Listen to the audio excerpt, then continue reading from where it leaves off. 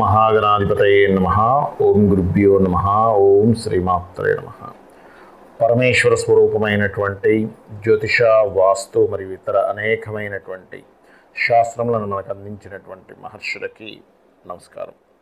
హయగ్రీవ హయగ్రీవ హయగ్రీవేతి యోపదేత్త సనిస్సరతే వాణి జనుకన్యా ప్రవాహవత్ అరుణాం కరుణాతరంగితాక్షీం ధృతపాశాంకుశ పుష్పబాణ చాపాం అనిమాదిభిరావృతాం మయూకైః అహమిత్యేవ విభావయే భవానీం. శ్రీమాత్రే నమః.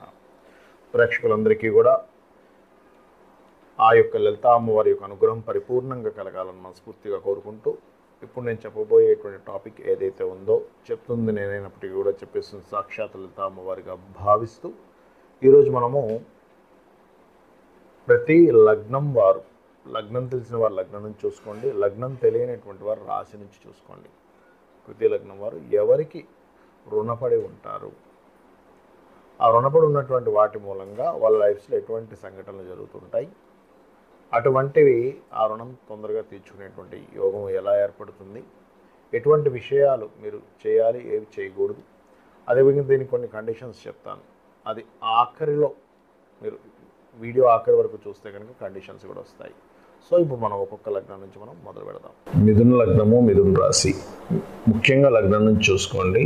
మీకు ఏ రుణం ఉండడం వల్ల ఈ జన్మ ఎత్తడం జరిగింది, ఏ రుణం తీర్చుకుంటారు అని చెప్పి చూసినట్లయితే, పర్టికులర్గా పూర్వీకుల ఆస్తులకు సంబంధించినటువంటి రుణము తీర్చుకోవడానికి లేదా అది పొందడానికి పుడతారు. అలాగే ఏదైనా ఒక యాక్షన్ రిలేటెడ్, లేకపోతే ఏదైనా ఒక గొడవ, మరియు ఏదైనా ఒక కనిపెట్టడం, సీక్రెసీగా కనిపెట్టడం ఉంటుంది. ఏదైనా ఒక రీసెర్చ్ చేసి దానికి సంబంధించిన రుణం. మనం ఏమనుకుంటాం అంటే ప్రతి మనిషి ఏదో పుట్టాడులే, చనిపోయాడులే, జీవితం అయిపోయిందని అనుకుంటాం. కాదు, పర్టికులర్గా ప్రతి జీవి కూడా పర్పస్ కోసం పుడుతుంది. ప్రతి జీవికి ఒక పర్పస్ ఉంటుంది. మనకి జ్యోతిష్శాస్త్రంలో స్పెసిఫిక్గా ఈ రుణస్థానం అనేటువంటిది ఏదైతుందో, రుణము, రోగము, శత్రుత్వాలు ఇవన్నీ కూడా 6వ స్థానంలో నుంచి చూస్తాం. అందుకే అవతల వాళ్ళతో మనం రుణపడి ఉంటాము. అదేవిధంగా మనం జ్యోతిషాస్త్రంలో చెప్తున్నటువంటిది ఏంటంటే, పూర్వజన్మ కృతం పాపం వ్యాధి రూపేణ పీడితం అంటూ ఉంటారు. అందుకే పాస్ట్ లైఫ్లో చేసినటువంటి కర్మ వ్యాధి రూపేణ వస్తూ ఉంటుంది, శత్రు రూపంలో వస్తూ ఉంటుంది. అందుకే మన చుట్టూయే మన బంధువర్గం రూపంలో వస్తూ ఉంటుంది. అయితే వీళ్ళకి రుణం అనేటువంటిది మనిషి ద్వారా తీసుకుంటే అన్నదమ్ములతో కొంత రుణం ఉంటుంది, అంటే సిబ్లింగ్స్తో కొంత రుణాలు ఉంటాయి. వస్తుపరంగా తీసుకుంటే భూ సంబంధంగా కొంత రుణం ఉంటుంది, అంటే భూమి పాస్ట్ లైఫ్లో ఏదైతే వదిలేసుకున్నాడో దాన్ని పొందడానికి, లేదా పాస్ట్ లైఫ్లో ఎవరికైతే ఇవ్వాల్సింది ఉందో దాన్ని మళ్ళీ వాళ్ళకి ఇవ్వడానికి రుణం రూపంలో పొందుతూ ఉంటాడు. అదేవిధంగా ఇంకేదైనా ఒక గొప్ప పని చేసి వెళ్ళాలా అంటే, ఏదైనా ఒక సీక్రెట్గా ఉండేటువంటిది, లేకపోతే ఏదైనా ఒక కనిపెట్టి జనాలకి దాన్ని ఇచ్చి, అది జనాలంటే మీరు కొన్ని లక్షల కోట్ల మందికి ఇవ్వాలంటూ లేదు, ఎవరికైనా పర్పస్ రూపంలో దాన్ని వాళ్ళకి అందించి వెళ్తారు. ఎందుకంటే బికాజ్ ఆఫ్ మిథున లగ్నం అంటేనే తెలివితేటలకు సంబంధించిన లగ్నం. ఈ తెలివితేటలకు సంబంధించిన లగ్నం నడిచే వికీపీడియా అంటూ ఉంటాను నేను. కాబట్టి ఇది ఇట్సెల్ఫ్ మిథున లగ్నానికి ఇట్సెల్ఫ్ ఆ లక్షణాలు ఉంటాయి. అంటే పుట్టుకతోనే ఆ రకమైనటువంటి లక్షణాలు మిథునానికి ఉంటాయి. కాబట్టి ముఖ్యంగా ఏదైనా కనిపెట్టడం, పర్టికులర్గా ఏదైనా ఒక రీసెర్చ్ చేసి కనిపెట్టడం, అది ఇంకా దాన్ని ఎన్ని విధాలుగా కనిపెట్టాలి అన్ని విధాలుగా దాన్ని సాల్వ్ చేయడం ప్రాబ్లమ్ని. ఇంకోటి ఏంటంటే, పర్టికులర్గా ఇక్కడ చూసుకున్నట్లయితే ఈ యొక్క మిథునం వారు మరి ఆ రుణం క్లియర్ అవ్వాలంటే ఏం చేయాలి?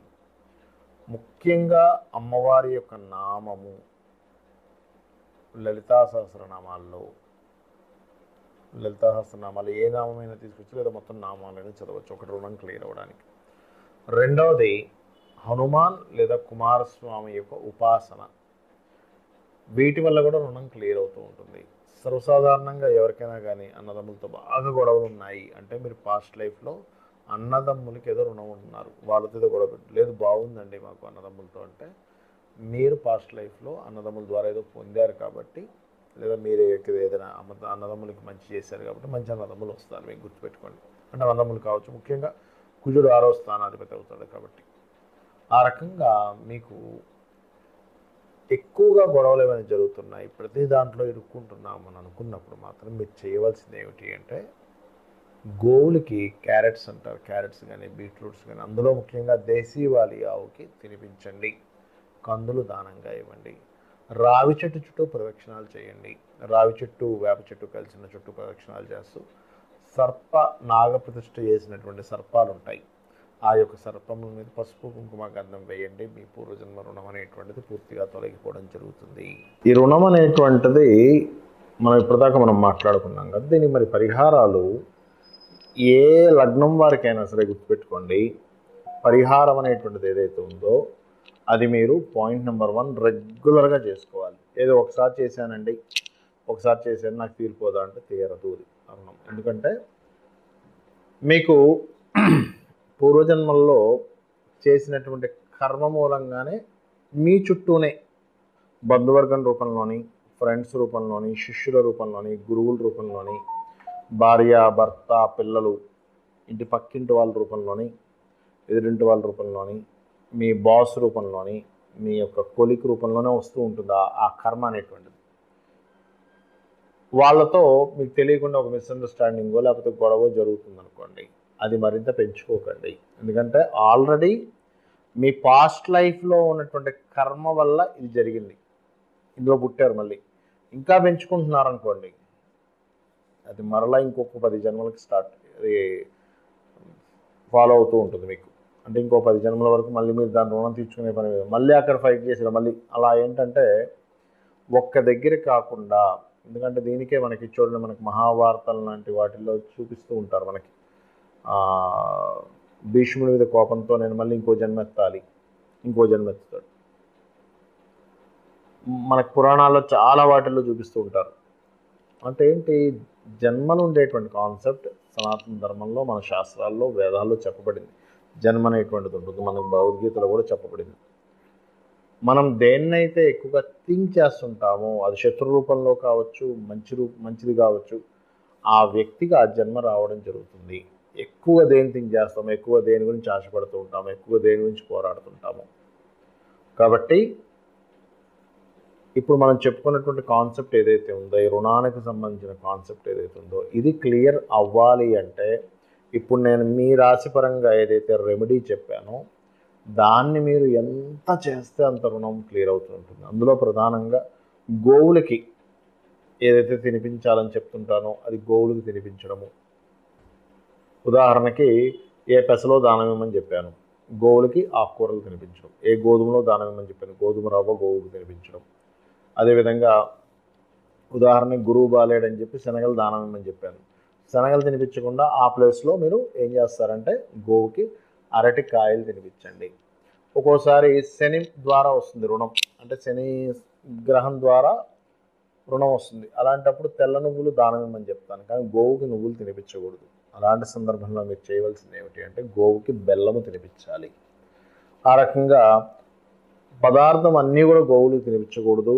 అలా తెల్ల నువ్వులు తినిపించినట్లయితే మరింత దోషం ఏర్పడుతుంది. ఎందుకంటే అది ఏదైనా ప్రెగ్నెన్సీతో ఉన్నట్లయితే ఆ యొక్క దోషం మీకు చుట్టుకుంటుంది.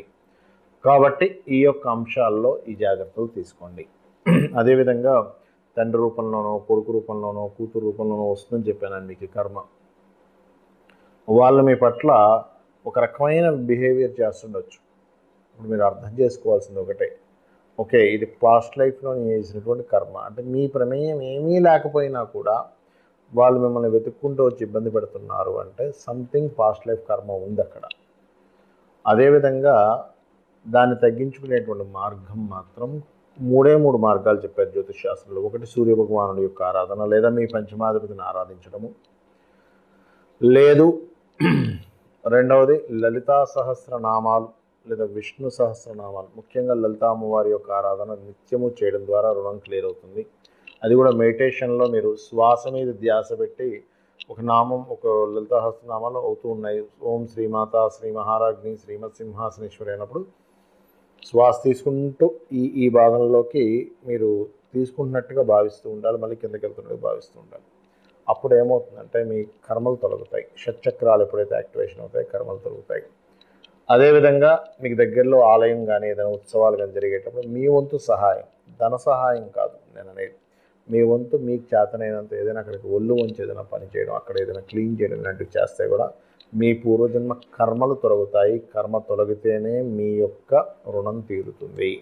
ఇది గుర్తుపెట్టుకోండి. రెగ్యులర్గా అమ్మవారి చాంటింగ్ చేయండి, ఆనందదాయకంగా ఉండండి. అమ్మవారి యొక్క అనుగ్రహం మీకు పరిపూర్ణంగా కలగాలని మనస్ఫూర్తిగా కోరుకుంటూ శ్రీమాత్రే నమః.